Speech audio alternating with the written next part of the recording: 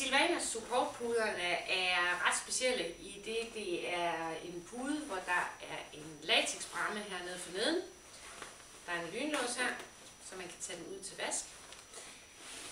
For oven her er puden inddelt i 3 forskellige felter, hvor der er mindst fyld her i midten. Og det er fordi, når man ligger her på ryggen, så har man ikke brug for så meget fyld, som man har, når man kommer op på siden og læg.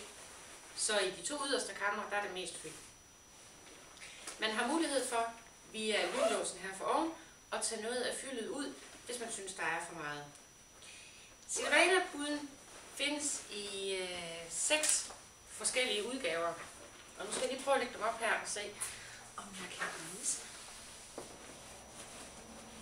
Det der er forskellen er både fyldet, som er herinde i selve puden, men også højden og fastheden på den herinde.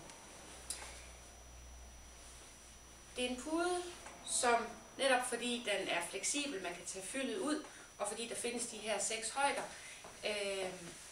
der vil det være sådan, at de fleste faktisk skal finde en pude, som passer lige til dem. Den nederste røde her er til dem, som næsten ingenting skal have, men som alligevel har brug for ekstra nakkestøtte. I forhold til puderne her, så anbefaler vi altid, at man bruger det her specielle Sylvana-betræk, som er antibakterielt og som passer lige præcis til den facon, der er her. Sov godt.